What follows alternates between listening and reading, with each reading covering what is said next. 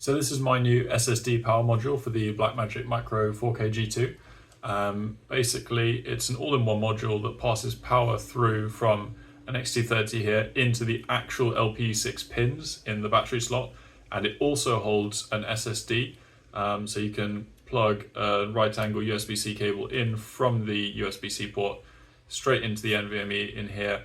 And you have an all-in-one solution. It's really small, really light, and I'll show you some of the details. So here's the SSD power module.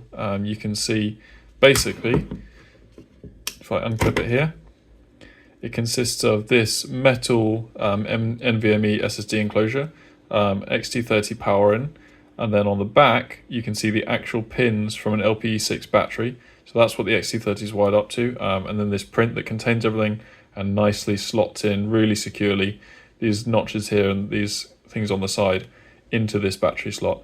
One thing you'll notice is that there is a bit of a gap here that's curved, and that's intentional. So it grips it tightly, but it actually allows airflow to go through underneath there and all around here when you're flying, to keep this enclosure cool. And it acts as a really good heat dissipation, and that's why I went for a metal one, because yeah, it's a few grams heavier, but it's really good for heat dissipation, so you get that nice long continuous recording.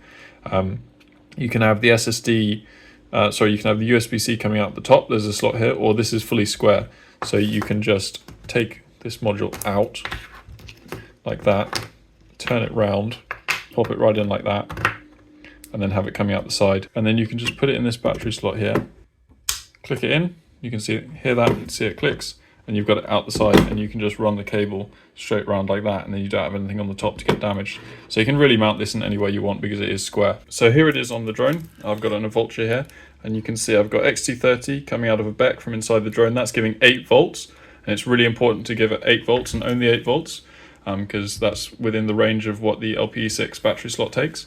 Anything else, you could damage it. You can see I've just got the right angle cable coming straight out, tucking behind the battery here, so that's really low profile and secure. There's nothing sticking out the top, although you could have it coming here if you turn it 90 degrees if you wanted to.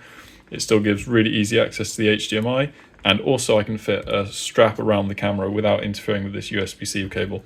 So everything's just super small and tidy, hardly takes any extra off the back. It's thinner than a LPE6 battery, and the whole thing's just really compact and works super well. So I'm just going to turn it on here. You can see the camera's on there, and then I can just do, that's the one thing with this battery strap, you've got to sort of get in under there to turn it on, but there you go, it's recording, and in higher settings you'll get continuous recording, just recording straight onto the SSD inside there, and yeah, it all works super well. Then once you're done, you can just turn that off, turn the camera off here, and I've found if you just unplug it's completely fine as well, just unplug the power, but turn the camera off there, pull this out here, pull this out, and then just plug the computer straight into there, and you can just view your files on the SSD with a high-speed USB-C, look at everything, check it's all good to go, check your settings, and off you go again. Works super well.